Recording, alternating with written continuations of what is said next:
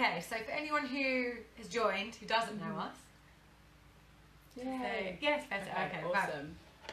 So for anyone who's joined who doesn't know us, this is Charlie. Charlie is on the digital marketing team here in the UK, and Roxy as well, also in the digital marketing team in the UK. So thank you for joining our live session with our tips about some insights into social media marketing, and just generally giving you some bit more information on how you can best, maximise your social media to your best advantages, really. So Charlie's going to ask me some questions. Yeah. Obviously, I'll do my best to answer them. And then if you do have any questions, just pop them in the comment section and we'll go through them at the end. Yeah. Okay? Cool. Lovely. So we will just dive straight in.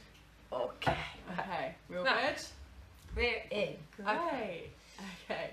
So diving straight in, social media is a strategy which has kind of gained a bit more traction in the recent years. It's not as old as the other kind of more well-known marketing strategies. But why do you think it is that people are turning to social media more now?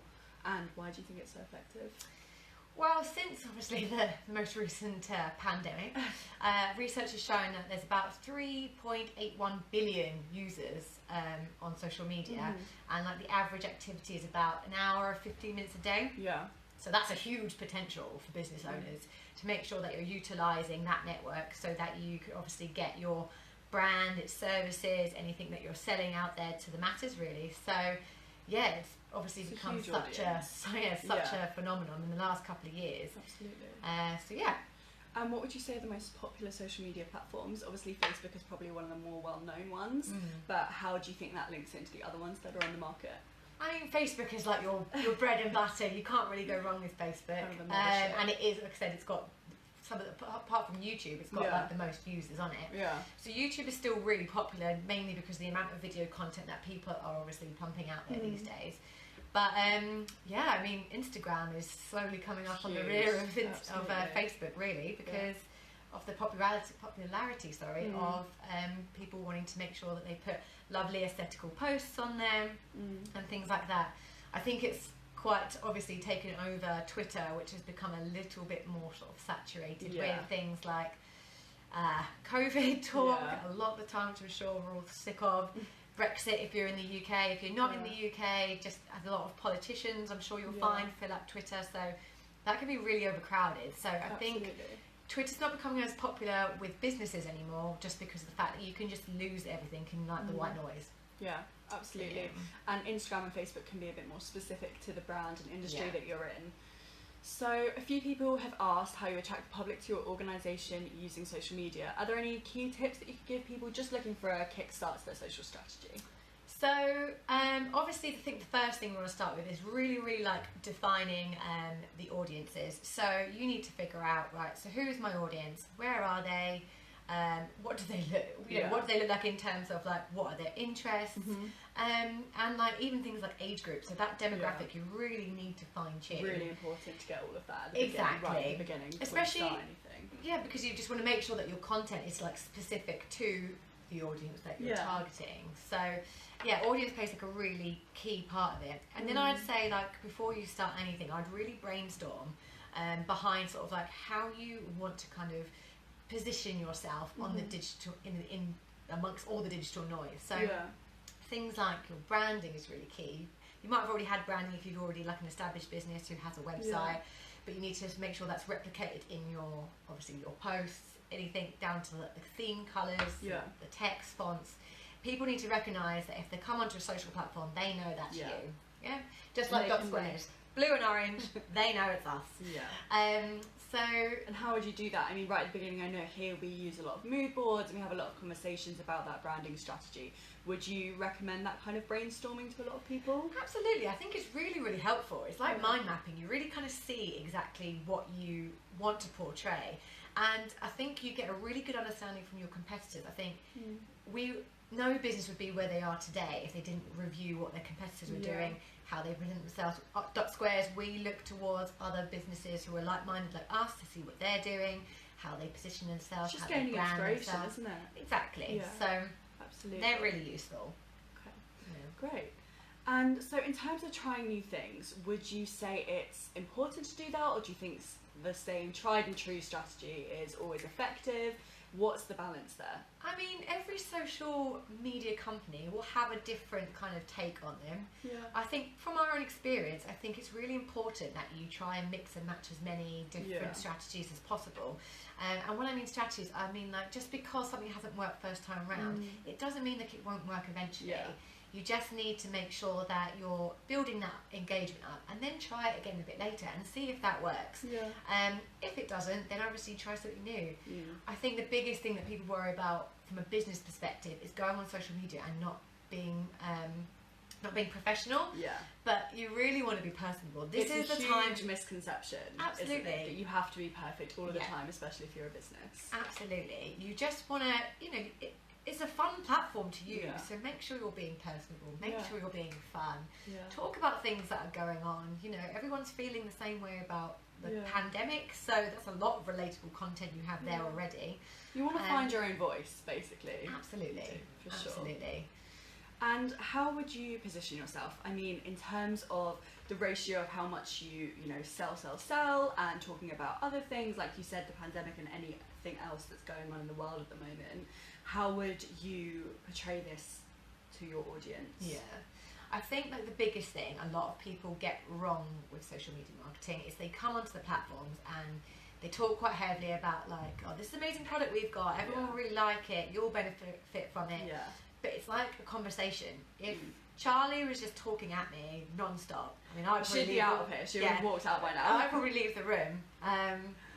But like I said, it's got to be something that's interesting. Yeah. So if Charlie was the follower I'm trying to grab, I'd be asking things that, from Charlie, like what's she up to at the weekend, things like that aren't even necessarily relatable to the product that I'm selling, but I'm trying to engage and actually ask a few more things. Trying to build that community with your followers, that relationship. Like you said, you want to be personable. Really bring people in. Absolutely. And community is such a big thing. Like you really have to work hard on it, and you want to join other communities and you want to welcome people into your own. So even if they're your competitors or people in your industry, engaging with them is so important. Absolutely. Like engagement is such a big part of social media marketing. I think a lot of people sort of like they look at their competitors but they're not interested in like engaging with them. They're more sort of like want to steal their ideas and sort of like their presentation. It's trying to one up each other, but you've got to realise that actually sometimes that's counterproductive, which is weird because people can overlook that and know that it can be easy to see that you want to look like you're better than somebody else. But things like Follow Friday, do you want to talk about a bit more about that, like stories and how we can utilise that? Yeah, so Follow Fridays is one of those many things on Instagram little trends that actually works pretty well, to be honest. So basically what you do is maybe on a Friday you would mention in your Instagram stories like what accounts that you really like at the moment. So a small business this works really well for, because if you're in fashion, for example, you could be following some other sort of like fashion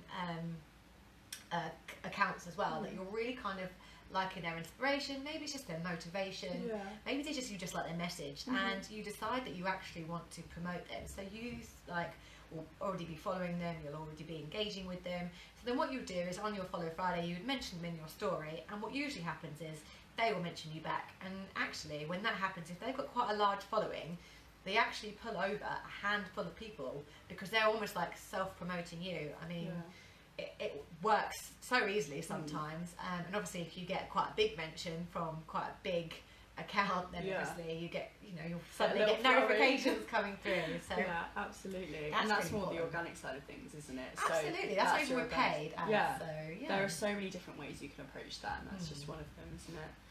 So when looking at your social media strategy, obviously social media is all about the visuals, but how much of a role do you think it plays in it? There are so many different content types. What kind of content type is better for each platform? Which is more engaging? What works for what purpose? I mean, you want to. It's a tough one. No, you want to. Every brand is different, so we don't have a one solution fits all. But we know that using a mixture of like videos and pictures and blog content and just the general posting without anything to support it as well is good at really kind of mixing things up. It's particularly like if you think about videos we're all living in a very lazy life at the moment. I myself would rather sit and watch a video that tells me something rather than read a blog. But then if it's something I'm really interested in, I'll read that blog. And then if there's a picture and it's got a nice little message with it, again, I'll engage with that if it's something that's relevant to me. So across the different platforms, obviously you've got, you know, Instagram is quite picture heavy, video heavy. You wouldn't necessarily share a blog on there, but you could redirect someone to a blog. Or infographics. A lot of people are doing that. Absolutely. When they're trying to portray a message, nice looking aesthetic infographics, just to get your message across but engage people in a snapshot, basically. Absolutely. So to just mix it up and find what works for you. For sure. And in terms of capturing content, we have it a lot of the time where our clients, you know, they want us to promote their actual product, but are there any tips you would suggest for capturing that content? And the photographs and all of that? So cameras are really great these days. I mean, this one here is nice and clear. I hope you can see us all nice and clearly. So you can capture a great image on your phone these days. You don't need the whole setup. No, you don't need the fancy gear with everything else and the lighting and so on and so forth. Just a bit of daylight will do. So daylight, like Charlie said, is really important because you want it to be in like clear lighting. Again, we've obviously got the office lighting in here, so it's not the clearest of lighting, but from a good angle. So really look at like the angles perspective. Don't just take one that's, you know, flat. Think of the ones that are over the top. You know, you could look ones from above, up, below, going up, above, going down. To really kind of play with those angles to kind of capture. Take a few and then just decide which ones you want. You want some options.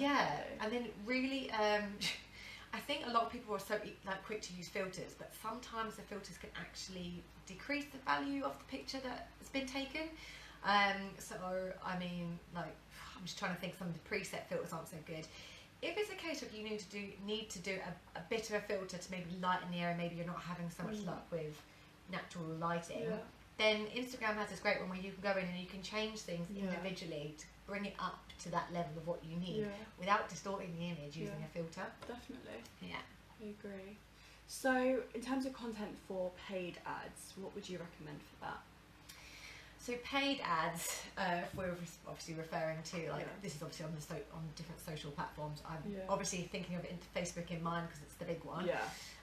But when you're running the campaigns to start pulling people into your account so that you can get them to engage, hopefully follow, invest in your product, and then eventually buy whatever it is or inquire about your services and so forth, you want to make sure that you're kind of using the videos to begin with, because the videos are more engaging. So if they're going to see the video, they're going to watch it, they'll probably find out a bit more about your business. Get more information over in that format, don't you?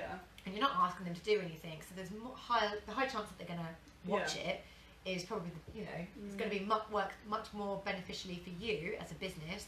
And then further down the line, and when you come to sort of like products and sales like that, you can use simple images. You don't have to go in with the videos.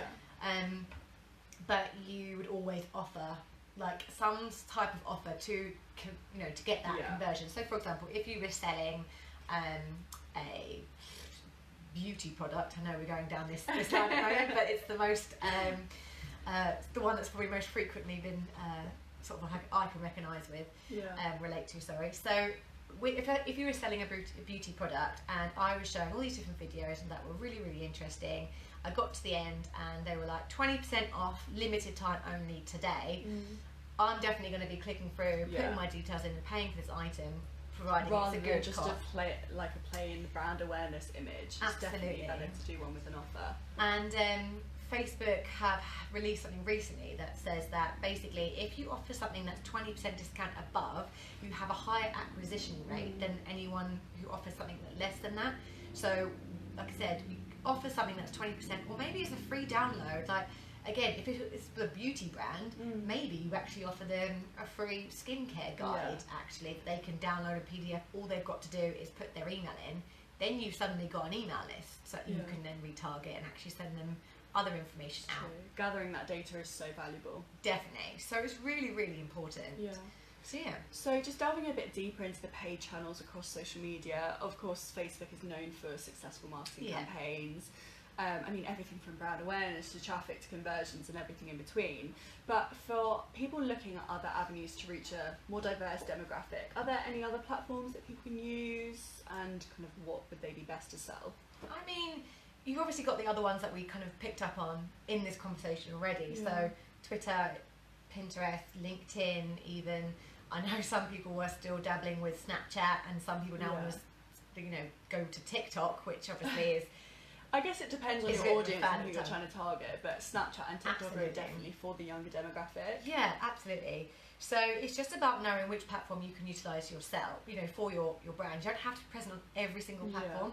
That's one, it's a waste of time, and it's probably a waste of money. Yeah. So you And just it can need to actually figure work out. against you. I mean, there are loads of studies to show that if you have a profile on every single platform, I mean, it's overly saturated, so you don't need that many. Yeah. You maybe need 3 or 4 really good ones that you can properly pour quality content into in time. Absolutely. Yeah. So, and each one of these social media platforms has an advertising platform itself. Yeah. So it's exactly like what we know obviously works in terms of like have the same sort of setup where you can, you know, do reach campaigns, you can bring page likes in depending on what it is. Obviously, sorry, they've not sourced anything for Instagram, so there's no quick way of getting Instagram followers from paid ads, unfortunately. But even things like that, lead generation, product sales, you can use the ads managers on those platforms to get what you need. But again, think about that strategy. What does it look like? How do you not sell to someone? Yeah. How do you get to that point as well that you've got enough information that you need to retarget those people as well? And the engagement on these pages, obviously it's definitely going to be a combination of organic and paid. So what tips would you give people for the turn in engagement? So obviously I know that engagement helps other people see you and you become a lot more visible to people. Is it worth running the engagement campaigns, or do you think it's more about the reach and the conversions going for the hard sell, like we were saying earlier? Yeah, I mean, I mean, this pandemic more than ever before has completely, you know, changed the way the algorithm on these platforms are working. Like, you know, how it's so much harder to reach the amount of people that are active. Absolutely, and you know, we've known from research as well that it's so much harder to obviously reach the people. So what you would want to do is from a paid ads linking into an organic perspective, is run a series of engagement campaigns so that you're getting people to interact with your posts. And then what it does is the algorithms will recognise how many people are engaging with your campaigns, your adverts, your posts, things like that, and it will start to move your organic things slowly up your newsfeed. So you want to kind of layer those campaigns, don't you? So it doesn't always have to be just what you're looking for. What we were saying earlier, practice makes progress. You don't have to have the perfection after 1 month. You need to be okay with just having that slow progress and understanding that it will get you to the right place in the end. So even though the engagement and getting 50 likes on a post may not get you that sale, it's understanding that you can retarget those people and it will benefit more substantial campaigns in the future. Absolutely. So yeah, I mean, you pretty much said it there, really. So yeah. So is there a specific process that you would propose to clients when putting together a strategy for paid ads, most commonly on Facebook or Instagram? So in the first month, we tend to run maybe like a week's worth of reach campaigns.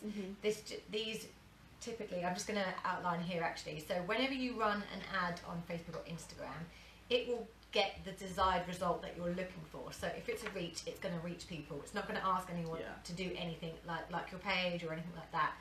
If you run a page like campaign, it's going to get in page likes. It won't, again, convert anyone as a customer. If it's traffic, again, it's going to get people to go to your website. It's not going to mean that you're definitely going to get a page like out of them or anything like that. They are specifically set up to do exactly what they're told to do. So you have to be clever in the order that you run them. So as you know, we tend to run reach campaigns for at least a week, just to kind of get some ads out there, start to kind of show warm people up your audience. Just to show people that you're here, you're present, you know, the things that you offer as well. And then what you probably start to do is, depending on how reputable you were, so for example, if you're just starting out and you have no followers, we would encourage you to do a page like campaign just to get your followers up. So any new people coming to your page can be like, okay, well, they've got 100 followers or thousands of followers, anything like that. It's going to be very beneficial. And in that time, we would definitely run engagement campaigns as well, just to make sure that, you know, you've got your engagement coming in on all your organic stuff, so that your organic feeds are starting to go up higher. Yeah. And then what we do is we assess the results, and we encourage you guys to do the same. Assess how your adverts are performing.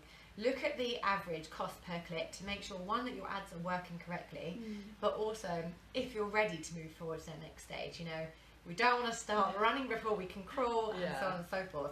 Once we've done that, we would normally move on to a traffic campaign. So the traffic campaign would be sending people through, encouraging people to have a bit more of a look around as well. And that's where we start collecting data from the algorithms and the pixel codes, particularly on Facebook as well. So as it comes through, we obviously get that ballpark figure in our minds we know is 1,000. So 1,000 landing page views is a very meaty target for us to kind of it kind of indicates that you're ready to move on to the next stage. Yes, exactly. Sure.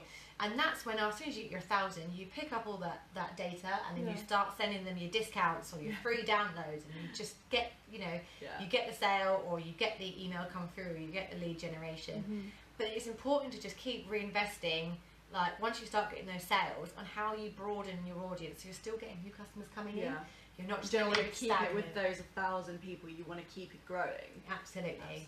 So we do a lot of focus on things like lookalike audiences, which basically picks up data from the current audience and has a look at like what is most suitable in terms of a clever match. So it could be friends or family or people who are very similar. Similar interests, engaged with the same kind of posts.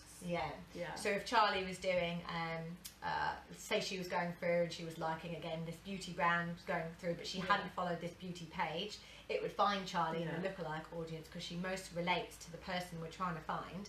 And then again, it would show it to you, and because you're already engaged with a beauty product, you'd be like, oh, okay, this is cool, and then you'd start following the other page. I mean, have you been scrolling through social media before and something pops up and you're like, oh my god, I was just thinking about that, but you didn't think you'd engaged with anything before? It's probably because people that you've been engaging with, even if it wasn't directly about skincare or whatever it is, they've been engaging. So it's like a ripple effect. So it's very clever the way they've done it, and that way that algorithm kind of susses you out. But it's really great. It is really good. And I mean, I'm a sucker for Instagram ads. Honestly, I waste so much money. I was having all of them like, oh yeah, that'd be so much money on businesses that catch me through Instagram ads. So. But you touched on it briefly earlier about the analytics and reporting and how you assess your progress. How often do you do that, and what kind of format would you do it in? I mean, I would check on it like every day. But I would, in terms of recording. I would probably record it every week because it changes by the day. So I think the best thing to do is when you go up like for like from the previous week, so you can see how well certain things are doing. And this is, applicable to your ads. This is applicable to your, your organic posting as well. Each of the platforms have an insight section or an analytics section, so you can go in and you can find exactly what you need. They only, there's a lot of jargon in there, but they highlight the things that they know you need to know. And then what you do is have an overview section. It can give you everything, and it explains it quite easily. Absolutely. And then I would even do monthly reporting, so you're comparing month by month. And then you can see if there is a massive drop and you couldn't explain why. Perhaps it's for something like a pandemic. Maybe, well, obviously everyone was shopping online, so we would expect sales to pick up. But say, for example, summer holidays, you expect more people to be out and about, not so much on their phones. You need to look at the external. External factors of where your audience is based and what might be impacting that. So. And it's also, if you keep track of the different campaigns that you're doing, and I know we don't just upload whatever ads that we're doing, we always keep it on a document and dated and everything. So if you can then relay your analytics and compare it to what campaigns you're running that month, and then the next month it goes down, you're thinking, oh well, I've progressed to the next stage. Maybe you weren't ready, maybe the visuals were different, and you can go back and pick out pieces that worked really well, like we know that works well, maybe we can apply it to this stage. And it's just mixing and matching it until you find something that works. But it's that record, it's data. Absolutely. You need to keep track of that. Definitely. Sure.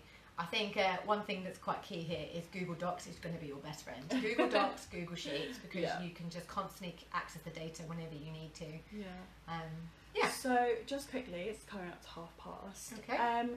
Can paid ads work alone, or should an organic strategy be in place alongside campaigns? No, you definitely need to have a strong organic strategy, because if you start pulling people over from your paid adverts and your page is not active, not set up professionally, no one's commenting on it at all, you're about you may get the click, but they'll go away.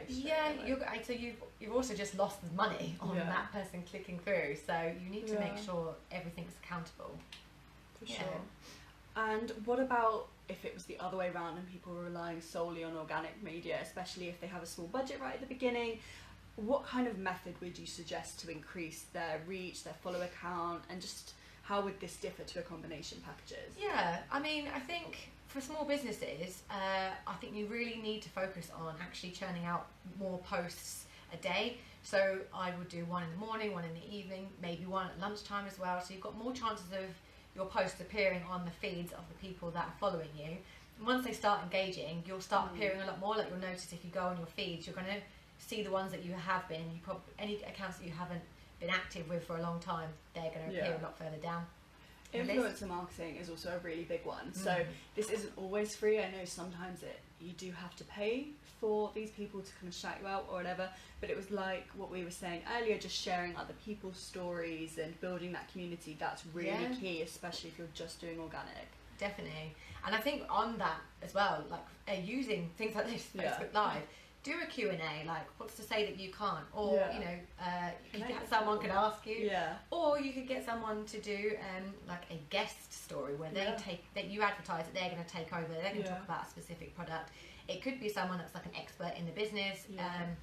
Again, so if we're looking at this person who is a beauty brand, it could be that you get someone who you know is a dermatologist to come on and just talk about skincare. So people are just going to be interested in that, so they'll log on to that, look at the Especially stories, if they promote it on their page as well. It's bringing people over. Absolutely. So really utilise your stories as much as possible, really.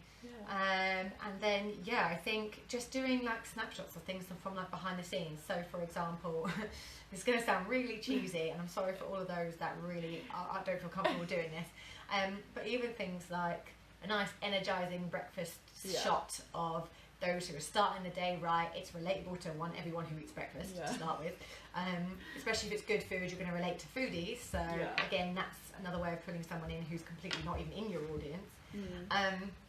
Behind the scenes, really popular, so it's little things that are kind of going on and around in the business. Maybe you've decided to have like an organisational day where you've made the office, look like hell on earth because you pulled everything out, and then it will look great after, and it's that progress picture. You might take a photo 10 minutes in when there's chaos everywhere, organised chaos of course, and do something that's again relatable and say, does anyone else feel in the mood to organise something, and then 10 minutes in realise it's a really bad idea to do it on a day like this. So things like that just make it really relatable. Yeah, of course. Well, I think we've kind of covered everything. Obviously, it was just a brief snapshot of what social media marketing is and a few tips that help people getting started. Do you want to talk a bit about the social media analysis that we are offering? Yeah, so anyone who's joined today or anyone who registered for this, we're sending a free profile analysis if you've already got something that's set up. So that would be a case of us checking over your profiles on any platforms that you've got already. Checking like the professional setup, so the image is high quality, have you got your logo in the right place, and your cover photo is telling you something different. Is the cover photo got your key USPs and things like that? Is it consistent with your other branding on your other website? Yes.